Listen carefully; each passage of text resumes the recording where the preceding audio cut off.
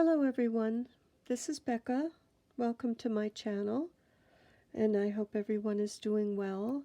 Today I am sharing my progress on the Roxy's Journal of Stitchery Down the Garden Path, and I thought I would do an update and show you where I've gone with this so far. But before I start on that, I will just show you an update on the spool that I have been working on. I had mentioned that I was making my spool, and this is a core from a Reynolds plastic wrap roll, and it's very sturdy, and I just covered it with some white fabric.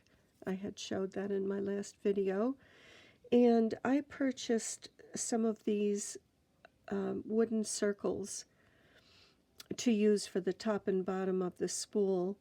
And these are 1/4-inch circles, and I glued the two together and had my son drill a hole for me in the center. And so this is what mine look like. This is the top, and this is the bottom. And the way that I did these was that I glued the two spools together and then painted them white, tops, bottom, sides, and then after they were dry I sanded the edges on them, and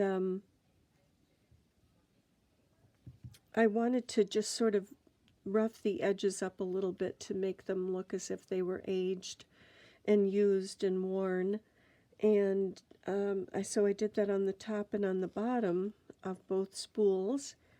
And generally, when I do something like that, where I want to refinish a piece of furniture and want it to look older, generally I would paint underneath the white, either a black or a brown, and then I would sand away the white, or you can even rub it with a cloth. I did that on a desk, and it gave it a farmhouse look. But because these were very small spool holders, the little round tops, I just took my Ranger oxide ink and just touched the edges up. So I did a little bit of the walnut and a little bit of the black soot on them, just to give them kind of an aged look, so that they've been around for a while. And I had these cutouts that I really love. They're very pretty. I don't remember where I got them. There's some fairies and these kind of cherry blossoms, and I just Mod Podged these onto these circles, and I had marked where the hole was, punched it out, and then I Mod Podged them on, and then I put actually a handle of a paintbrush through there just to get them the full width of the, I think this is a 3/8 inch hole that my son drilled. And so they will go on my spool like this. This one will be the bottom. They'll go on like this. They'll be glued on, and so that will be what my spool looks like.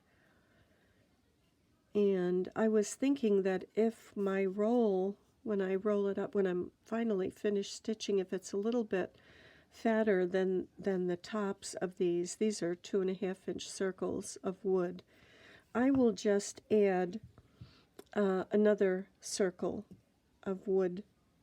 So I'll just apply it to the bottom of one of these, to each of them, and do the same thing again, paint them white and distress them. And so if I need the extra width for my roll-up when it's done.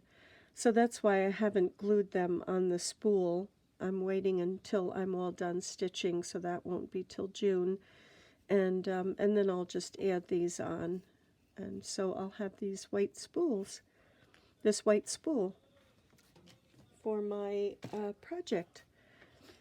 And so today I'll be sharing the Wildflower prompt and the Garden Gate prompt. Sorry. This is long. This is 36 inches long, this fabric. And so I have to say that before I began this, because I wasn't sure how, being that this is a little bit different than page by page, I wasn't sure how to lay this out. And because I love fabric is my inspiration, I decided to go with a theme where I could lay it all out.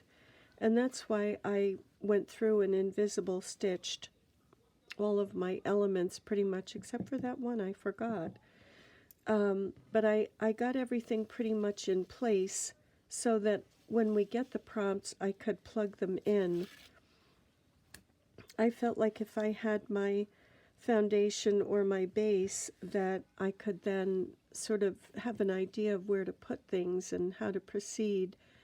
So the first prompt was the wildflowers, and these flowers are pieces of fabric that I have stitched over, done some embroidery over those, and I did some embroidery down here, and this is some embroidery over a piece of fabric.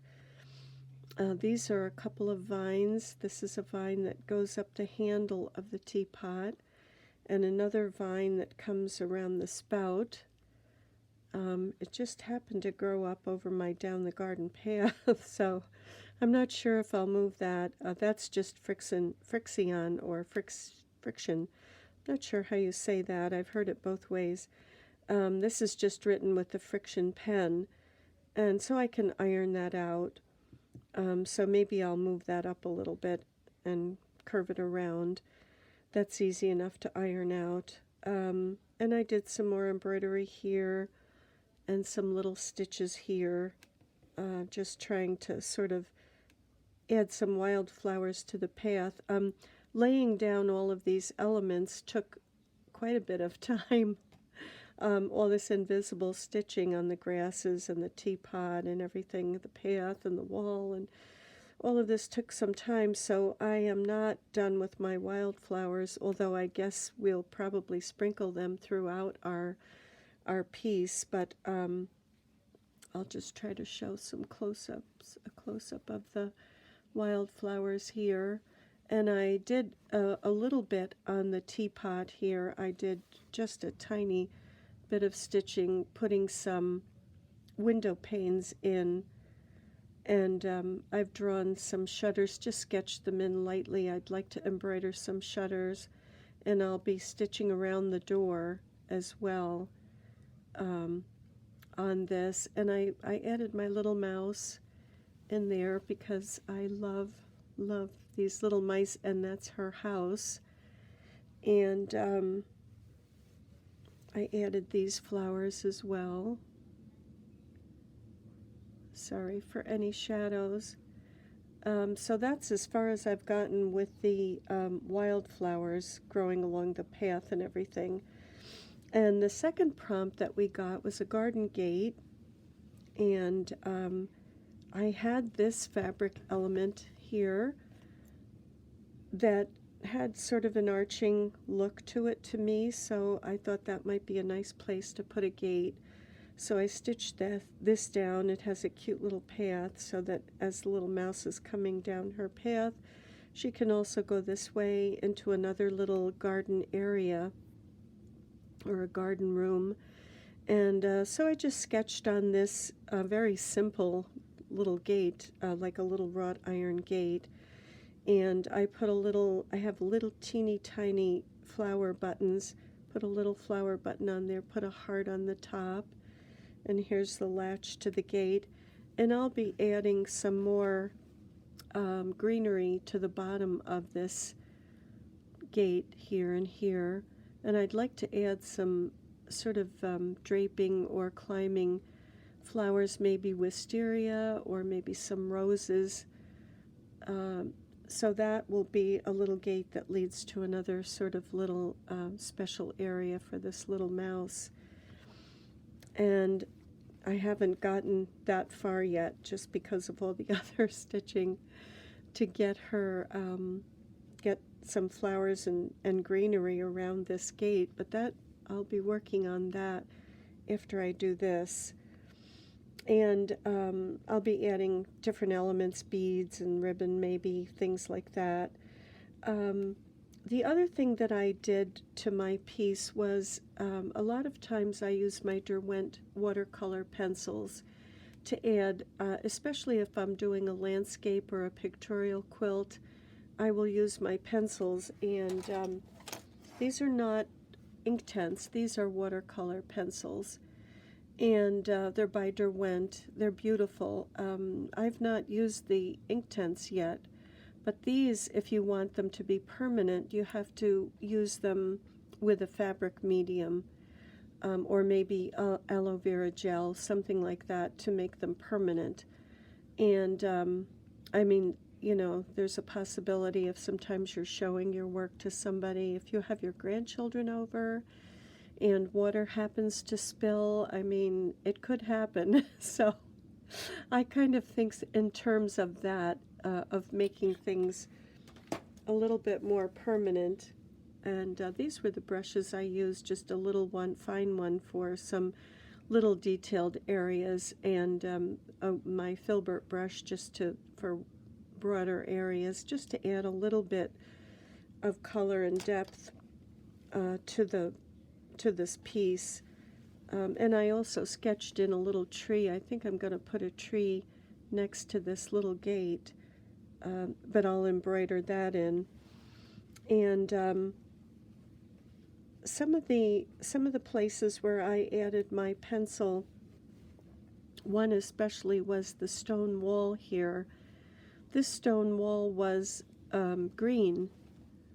That's the way it was printed on the fabric. I don't know if I have any of that piece easily available here. They're in my little box somewhere. This wall was really pretty much green, and I didn't want it to be green. I wanted it to stand out from the greenery around it. So I used my gray on this and a little bit of brown as well to add some color to the stone wall. That was one of the places that I had added my color. I also did a little bit of shading around the teapot edges. I did a little bit of a blue, just to kind of make it look like it's curving a little bit, give it a little bit of 3D look, just a tiny bit. And my little mouse was all in white, mostly white, with a little bit of blue, and so I added blue pencil on her and some darker brown on her head. She's invisible stitched down, even her tail is. So I used some color on that. Let's see, where else did I used some of my pencils also along the path, just to kind of make it look like it was, that the greenery growing out of it looked like it was part of the grass, because who knows what'll be on the rest of this blank space. So I just went through with my green, my darker greens and a little bit of brown on that, and again use the fabric medium and then heat set that. So that should be all permanent there. So that's as far as I am with my spool. I feel good that my spool is ready. I just have to wait and see when this is all finished. This element, the garden gate, is about 3 inches, and I was thinking if we have 12 prompts, that's 36 inches, which works out perfectly, because this is my piece of fabric is 36 inches long. Of course, the Wildflowers have taken up quite a bit more room than 3 inches, so I'll have to see where I plug in all the other prompts. But because this is such a tiny little world, I don't think it'll be a problem, whatever we get, whether it's, people have mentioned bird baths and wheelbarrows and barrels and, maybe bee skeps, all sorts of things. So we don't really know what we're going to get. So that is kind of where I am, and I feel like I can plug the elements in here. That may help with other people who are trying to figure out how will we lay this out. If we don't necessarily do it successively down the path, if you have everything fleshed out, maybe you can plug things in where you'd like it. I don't know. This is a nice challenge. This is interesting, so we'll see how it goes. And I have a lot of my embroidery flosses, DMC, that I pulled for this, and just keep them in a little box with a magnetic closure, and that really works nicely to keep everything there, rather than have to keep going back to my large little drawer unit, my DMC. It's a vintage drawer unit. And then I have this box with my elements that I may or may not use. I'd like to maybe have a big flower hanging down, as if she's in the undergrowth. I just put all the possibilities in here. This little flower is one that I cut out.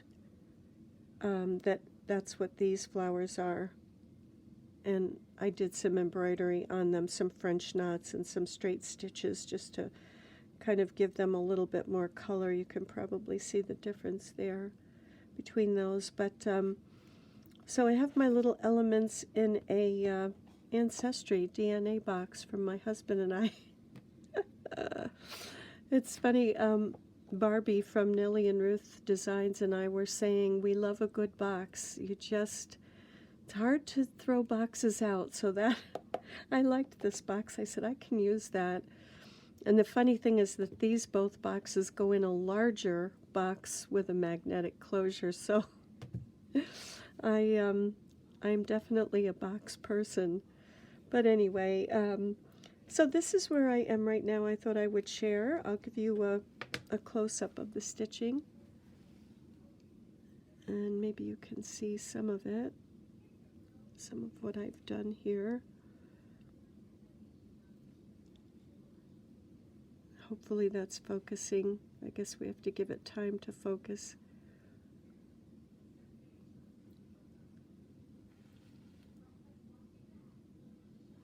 Just some wildflowers here and there. Not quite sure. I think these might be cornflower. Whoop, where am I? Cornflowers. Who knows? Some kind of a daisy maybe? Some daisies up here. And there's my little button bead, or button flower, sorry, on my gate.